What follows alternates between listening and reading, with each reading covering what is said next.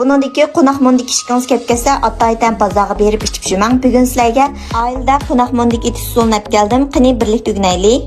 2 piyol qonaq-qunga 1 piyol bug'doy uni solamiz, yarim qo'shiq tuz solamiz. Ezilib ketmaslik uchun 2 qo'shiq qonaq kraxmal silib, ozroq suv qo'yib xamir yug'irib olamiz. Xamirni sal changaroq qilib yug'irib olamiz. Ko'rib nishayapsizlar, qo'shmaganlar qo'shib olinglar. Yaxshi mazmunlar kunda bor. Taom xumar do'stlarimiz uchun 60 xil dars tayyorladim. Buning ichida cho'ng taqsiliq qo'rma, har xil taom, pishiruq, ichimlik, murabba, bozorlik sovuq say darsligimizni 60 xil darsni on qo'y bilan o'rganalaysiz. 60 xil taom to'piq tizimlatmoqchi bo'lsangiz, Undidar Nazi 7733 ekran ustidagi nomer shu.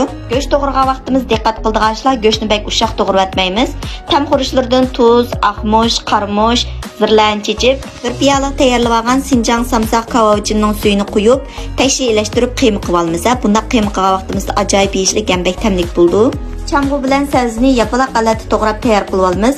Qozon muvofiq miqdor suv quyib, bularni silib bir qaynatib, ko'piklarni avatgandan keyin tandurni ushoq chanab Sinjang samsaq so'ng piyozlarni silib qaynatib olamiz. Suyini mushtaq tayyor qilib olsanglar bo'ldi, nayt tamlik chiqdi. Endi buning mondikini tayyorlaymiz. Muvofiq miqdorda xamirni uzib tayyor qilib olgandan keyin yumaloqlab, piziltib ichib, buning ichiga liq go'sht solamiz.